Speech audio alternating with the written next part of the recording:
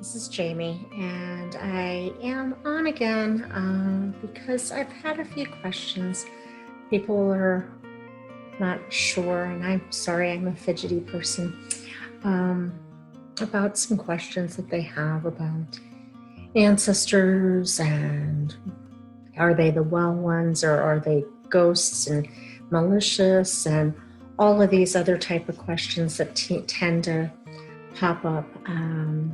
Concerning paranormal or anything of that nature, especially around selling. And keep in mind, I'm coming from an animistic viewpoint. So I view all life, it's energy. Energy lives on. What we feed lives. I guess that says that.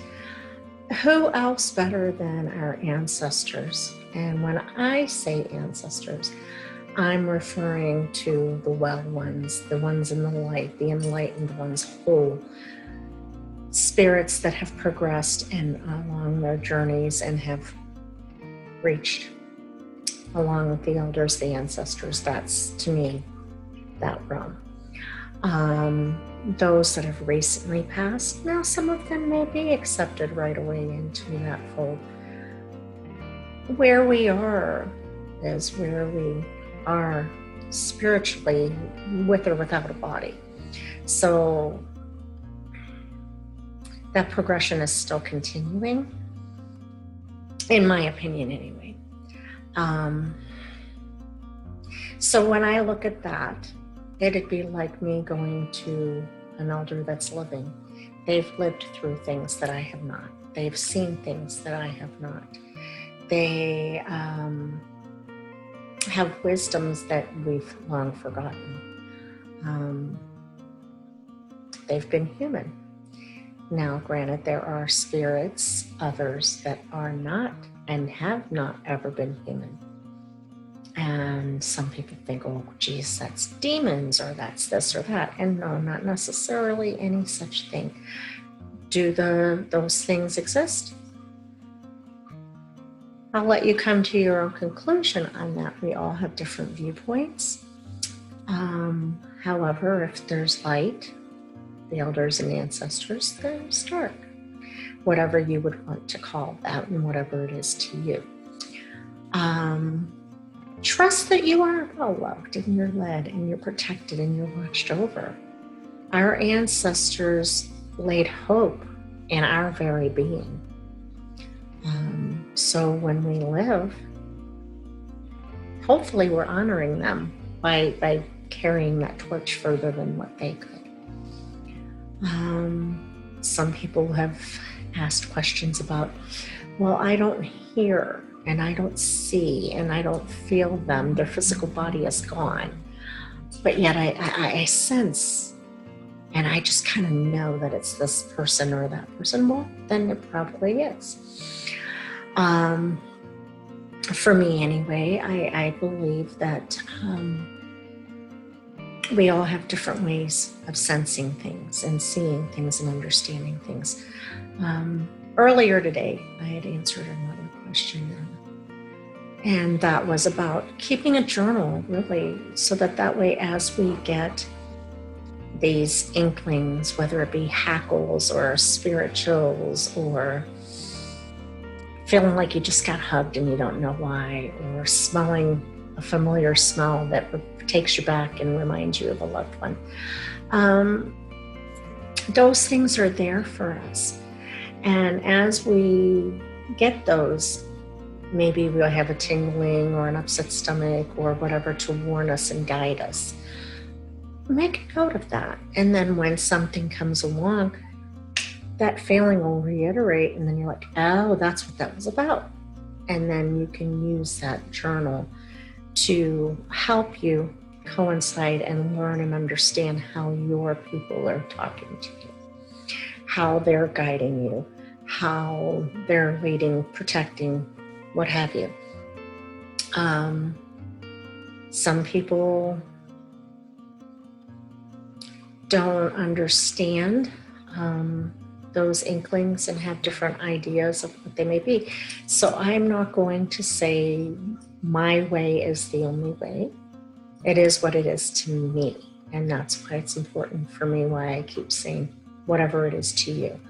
Some people believe in angels, some people do not. Some people believe in ascended masters, some do not. It is whatever works for you. Just actually having faith and trusting that that is there and those things are true for you, that we're not crazy and that we are in attunement. So many people are like, oh, I miss so-and-so. Well, tell them. They hear you. What we feed through telling stories and tales, remembering, we keep alive, yeah?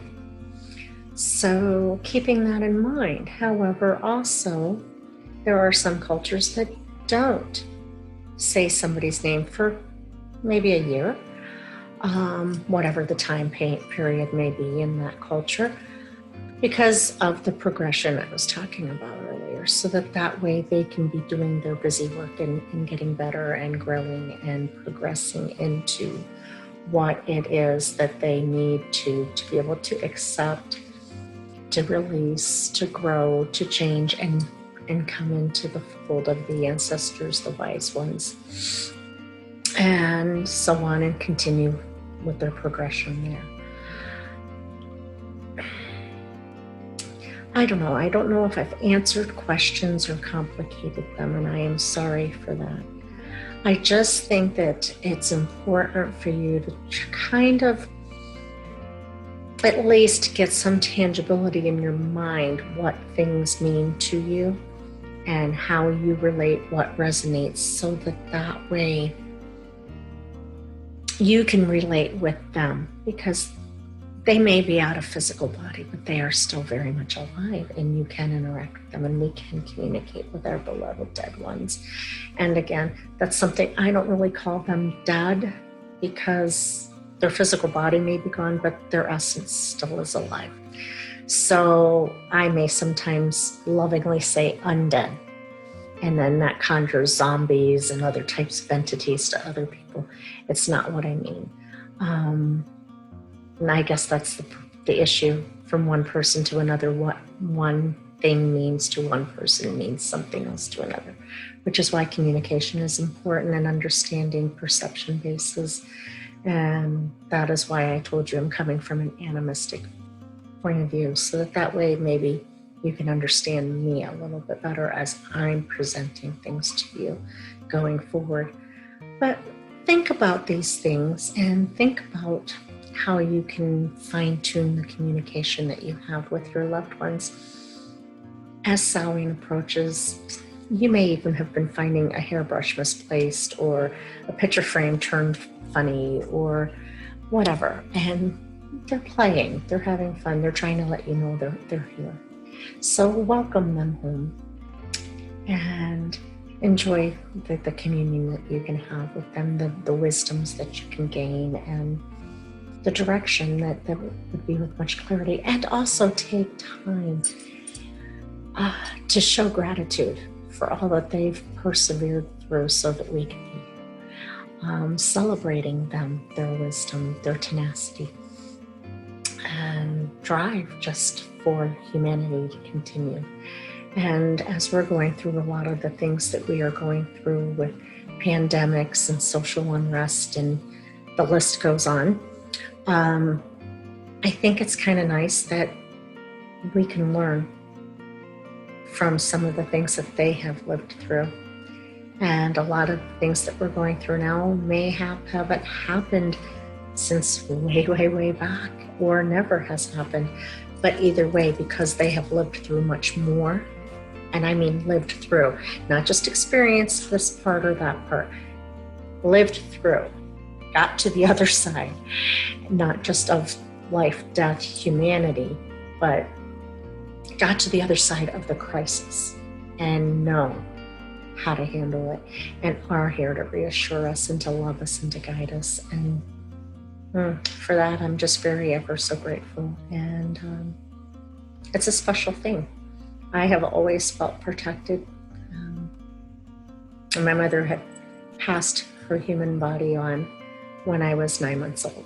So I don't know, I just always felt her presence and knew that she was watching over. And as grandparents and other friends, family members have passed on, there are times when I feel them. And it's reassuring to know that that love is forever and that connection is forever. And I'm not alone ever. Even if I don't have a person around me or a cat around me, which is very rare, I always have others. We are always cohabitating. So it's a blessing. So think on those things. And if you have any questions, let us know. Because again, yes, Saturday, the 31st at 1:15, we will have a Zoom call that will then get uploaded to YouTube. So please, please, please, any questions, feel free to send ahead. If you want to join in on the live Zoom call, please do so that way we can address some of those questions. And any questions that don't get addressed but have gotten to us, we will absolutely do a recap video and answer those questions. Yes, we are doing Zoom instead of live YouTube because in respect with social distancing and spiked cases and everything, we just thought that it would be better to do it this way. But we are still at heart for you, wanting to give you hopefully quality program. So thank you, be blessed, be good to yourselves, and have a great day. My heart to yours.